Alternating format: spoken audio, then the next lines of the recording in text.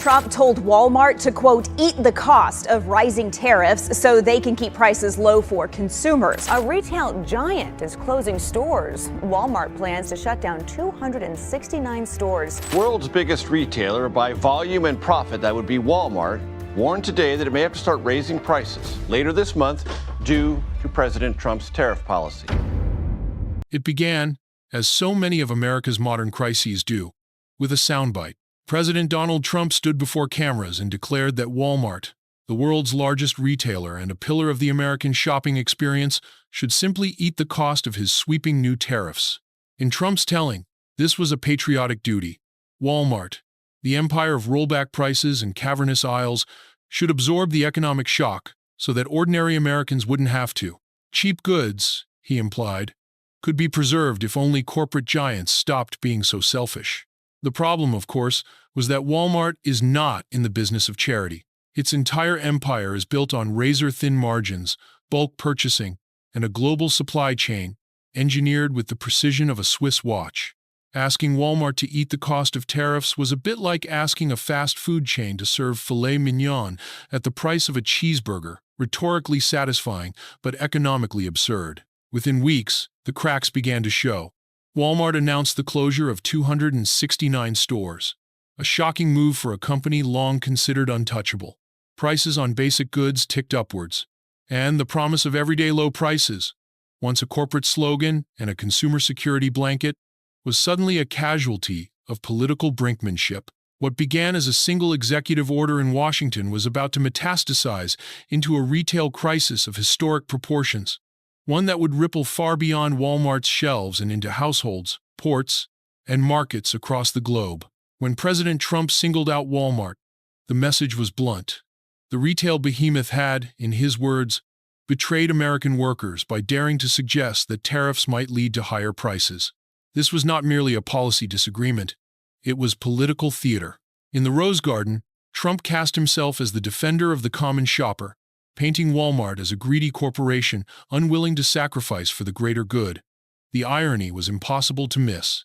For decades, Walmart had been the very symbol of cheap abundance in America, proof that a family could still fill a shopping cart without emptying a wallet. Now, that symbol was being dragged into the spotlight as the villain of a trade war. Walmart's response was swift but hardly heroic. Behind closed doors, executives calculated the math and saw no room for patriotic self-sacrifice. Instead, the company announced the closure of 269 stores, an earthquake in the world of American retail. Communities that had come to depend on Walmart as both an employer and a lifeline for low-cost goods suddenly faced shuttered doors and abandoned parking lots. For shoppers, it was more than an inconvenience. It was a reminder that even the largest corporations could no longer shield them from the fallout of Washington's brinkmanship. More damaging still was the slow death of Walmart's most sacred promise: everyday low prices. Once the retailer's magic formula, the guarantee could no longer survive in a world where tariffs acted like hidden taxes on every aisle. Beef, electronics, patio furniture, everything that filled America's shopping carts was suddenly fair game for inflation. In this moment, Walmart ceased to be the untouchable titan of discount retail and instead became the first casualty of a political gamble. And if Walmart could stumble, Americans asked, who was safe? The first cracks in Walmart's fortress were not abstract. They were stamped in bold numbers on price tags. Overnight, the familiar rhythm of a weekly grocery run turned into an exercise in sticker shock. A pound of beef that once cost $9 now demanded nearly $14. Lettuce, the most unassuming of vegetables, jumped 30%. Even breakfast cereal, the humble morning ritual of millions, rose by $2 a box. Suddenly, ordinary households found themselves recalculating their budgets in the fluorescent glow of Walmart's aisles, wondering how long they could stretch each paycheck. What had once been marketed as the people's store now felt like a luxury boutique for essentials. Parents hesitated at the meat counter, weighing pounds of ground beef against gallons of milk. The old ritual of tossing a few extras into the cart just in case evaporated. Every item became a calculation, every indulgence a small gamble. Walmart tried to soften the blow. Company spokespeople urged shoppers not to panic, promising that price adjustments were temporary and manageable. Yet the warning had the opposite effect. It confirmed what customers already suspected, that the stability they once took for granted was gone. In a cruel twist, reassurance became a megaphone for anxiety. Beyond the aisles, the inflationary shock rippled across kitchen tables. Families clipped coupons, skipped takeout nights, and stretched meals in ways that recalled the austerity of earlier decades. For a nation accustomed to abundance, the sudden scarcity, engineered not by natural disaster but by policy choice, felt like a betrayal. And if Walmart, the master of low-cost logistics, couldn't keep prices under control, what hope was there for smaller retailers or struggling households already living paycheck to paycheck? The shock that began in Walmart's aisles did not stop at America's borders. Tariffs, after all, are not polite guests. They barge into global markets and leave chaos in their wake. Within weeks, what started as higher grocery bills in Cleveland and Dallas was mirrored by empty shelves in Nairobi, Manila, and Jakarta. Shipments of rice, cooking oil, and canned goods that once moved seamlessly from U.S. suppliers to international markets stalled at ports, trapped by duties too costly for importers to pay. Southeast Asia, long a beneficiary of cheap American exports, felt the disruption first. In Manila, canned goods vanished from neighborhood shops. In Nairobi, families saw the price of cooking oil double within days. For communities already living on thin margins, the American tariff experiment looked less like a political maneuver and more like a cruel joke, proof that when Washington sneezes, the world catches pneumonia. The irony was bitter. A policy ostensibly designed to stand up to China managed instead to kneecap families thousands of miles away who had no stake in America's domestic trade wars. At the same time, European supermarkets reported sudden gaps on their shelves. German chains accustomed to steady flows of U.S. produce faced delays, while in Paris and Rome, shoppers grumbled about rising costs for basic imports. Trade wars, it turned out, were not confined to neat rows on economic spreadsheets. They were felt in kitchens, in markets, in the hollow sound of empty plates. Washington might have intended to flex geopolitical muscle, but the real outcome was mothers in Nairobi rationing rice and grocers in Southeast Asia shuttering shops. In the grand game of tariffs, the most vulnerable were forced to pay the price first. If Walmart's stumble was the opening act, the main performance was a full-scale corporate collapse across the retail landscape. Once Walmart began retreating from parts of the American market, the dominoes fell in predictable sequence. Target, Costco, and Home Depot, brands that had long projected stability and consumer trust, scrambled to reconfigure their supply chains. Contracts with Chinese manufacturers were quietly abandoned in favor of deals in Vietnam and India, as if relocating production halfway around the world could be accomplished with the ease of moving inventory from one aisle to the next. The reality was messier. Factories in Hanoi and Ho Chi Minh City hit capacity almost instantly, leaving backlogs that stretched for months. Indian electronics producers faltered when deprived of Chinese components.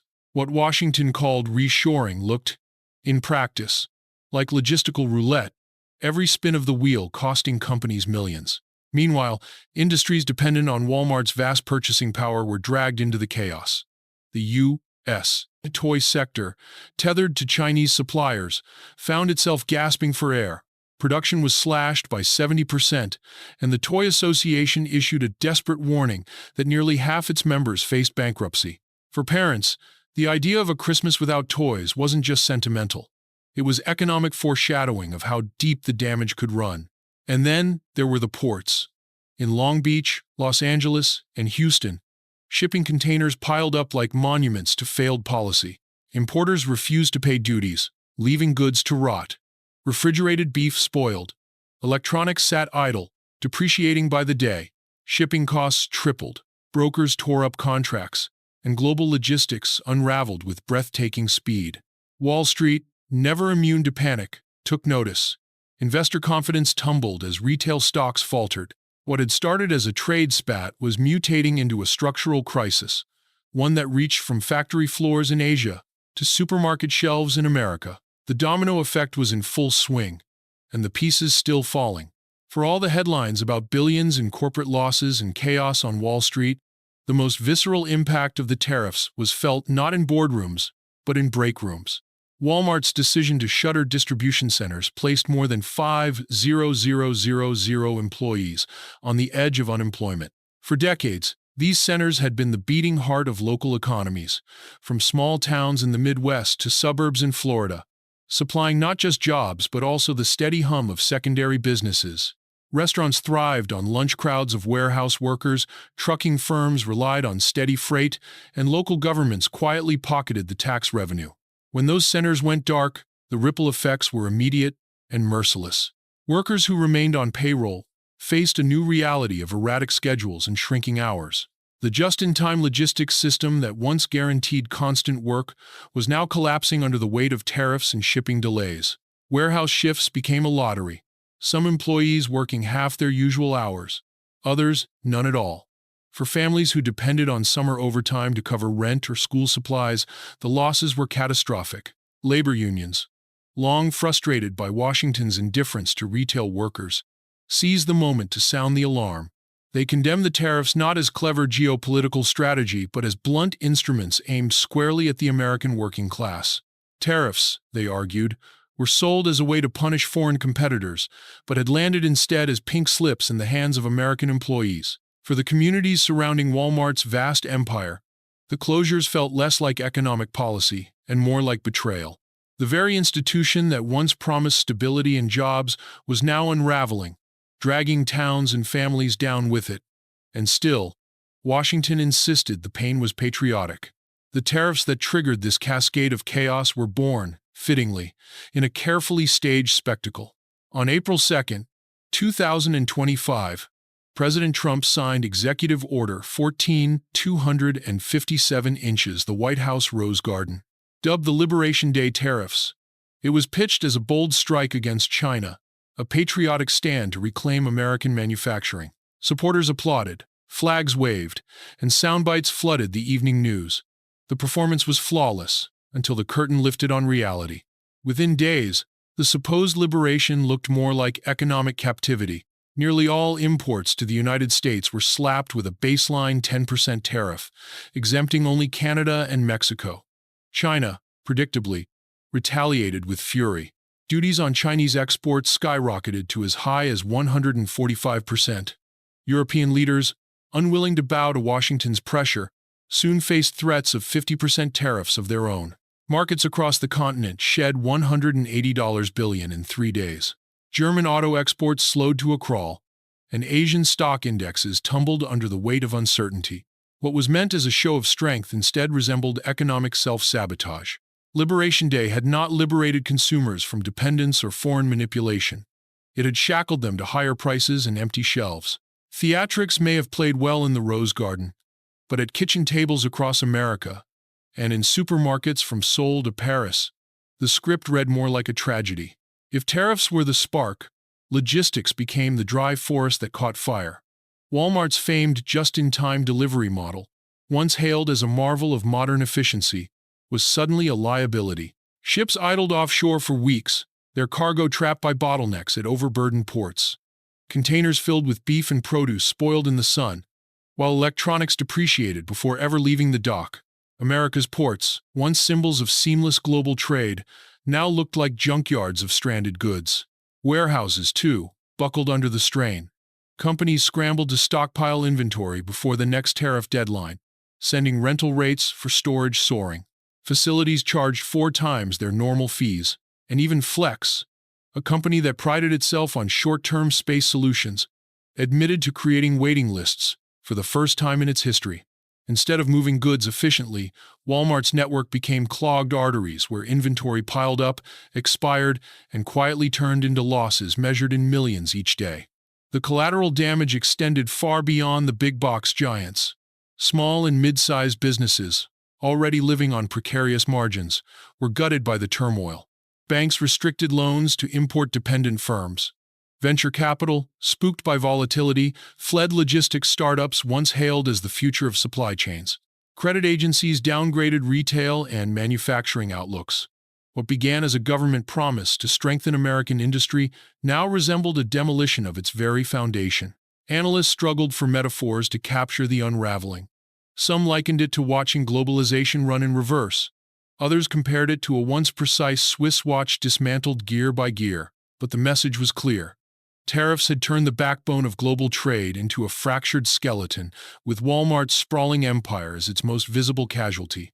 By summer, the grand promises of tariffs had collapsed into something painfully simple: families paying more for less. Economists estimated the average U.S. household would shoulder an additional $1,000 in annual expenses, a cruel surcharge on the basic act of living. Beef prices soared to $14 a pound. Patio furniture, once a summer luxury, climbed by $60. Even child car seats, a product no parent can forego, doubled in cost. The math of daily survival shifted in ways that no political slogan could disguise. Walmart's online marketplace, once a haven for small businesses seeking national reach, became another battlefield of attrition. Thousands of sellers either jacked up their prices or withdrew products entirely. The digital shelves thinned as quickly as the physical ones, leaving consumers with fewer choices at higher costs. Workers fared no better. Warehouse employees rotated shifts in desperate attempts to hold on to hours. Families accustomed to scraping by with overtime now found even basic schedules elusive. For communities, the sight of shuttered Walmart distribution centers was not just an economic wound, but a psychological one. The empire that had promised stability now delivered precarity, and patriotic rhetoric offered little comfort to those staring at empty paychecks. In kitchens, in break rooms, and in small businesses across America, the tariffs translated not into national renewal but into scarcity, anxiety, and the quiet erosion of trust in the system itself. By the end of summer, the illusion of control had shattered. Walmart, once the unshakable pillar of American consumer culture, was bleeding from every angle. Behind closed doors, a leaked memo, ominously titled Project Sort, confirmed the company's plan to shutter 10 additional distribution centers. The closures stretched from California to Florida, threatening tens of thousands more jobs and leaving entire towns to brace for the inevitable collapse of local economies tethered to Walmart's orbit. These weren't just warehouses. They were arteries in a sprawling system that kept groceries cheap, supply chains humming, and small communities alive. With their suspension came not only layoffs, but the withering of nearby restaurants, gas stations, and trucking firms.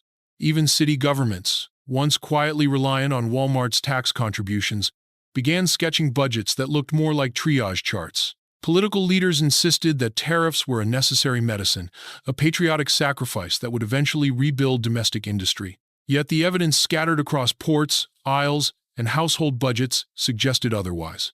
Instead of renewal, America had imported scarcity. Instead of strength, fragility. The question now is not whether Walmart will recover. It may, after all, be too large to vanish entirely. But what happens when the very backbone of American retail bends beyond repair? If Walmart falters, the signal to the wider economy is unmistakable. No system, however vast or efficient, is immune to political gambles dressed up as policy. And the price, as always, is paid not in boardrooms, but in households.